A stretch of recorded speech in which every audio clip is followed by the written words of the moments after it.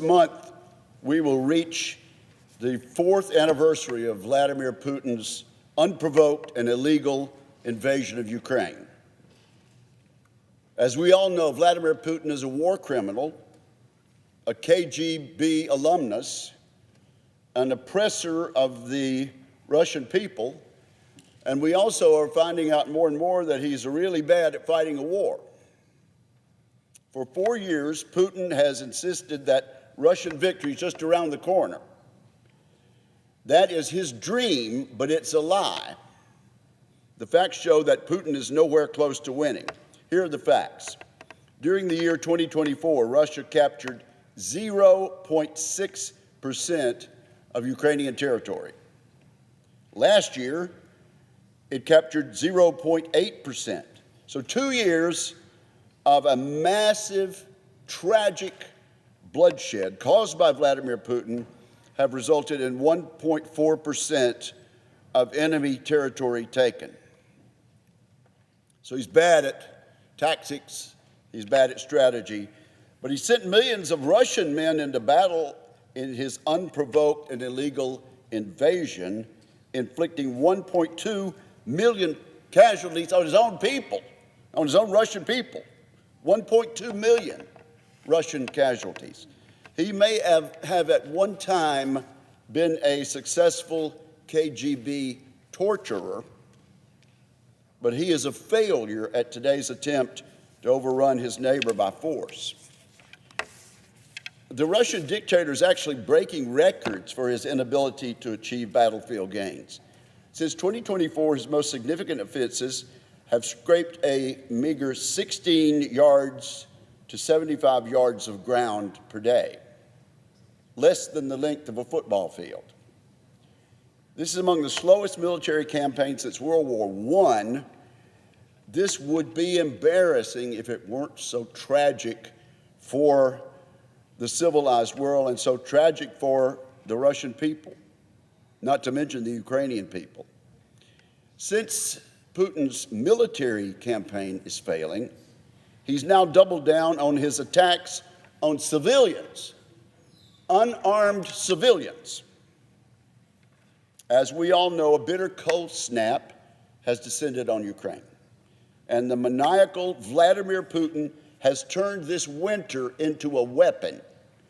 He has systematically targeted energy sites, wiping out power and turning homes into freezers. The results specifically directed at civilians, directed at mothers and children, have been deadly. Putin knows that he's failed to achieve his objectives on the battlefield, so he continues trying to achieve it through civilian torture, even today. Indeed, Putin has failed in his two overriding goals. First of all, he's not weakened NATO. Under Putin's watch, NATO has expanded and awakened. Secondly, he's not brought Ukraine into Russia's orbit. Ukraine and their people have overwhelmingly moved philosophically further from Russia and toward the civilized democracies of this world. Putin is failing, but he still peddles the lie that Russian victory is right around the corner.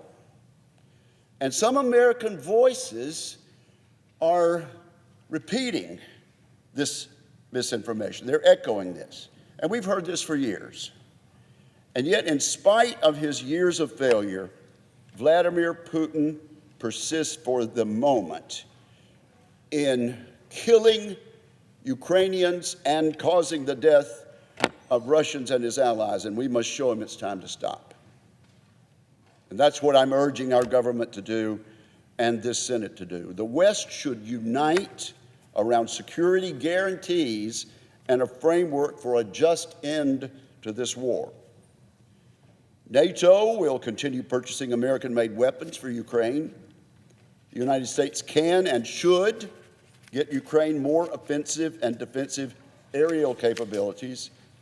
And Congress should take up a Russian sanctions bill. We know it has overwhelming support on this side of the aisle, on that side of the aisle, at the other end of the building. What are we waiting for?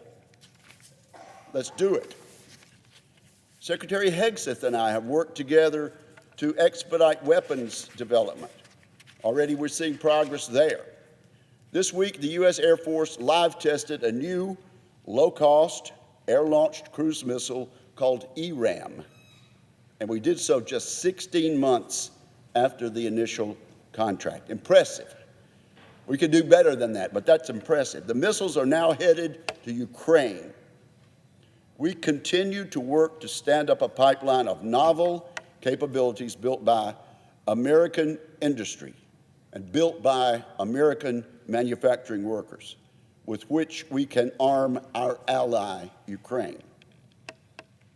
For years, Russian military has flung itself against the rock of a country it covets and a country it dwarfs in size, but moving more slowly than nearly any military in a century. We need to show Vladimir Putin that it's time to stop. We must not let him off the mat. We must increase the pressure, Mr. President. And I yield the floor.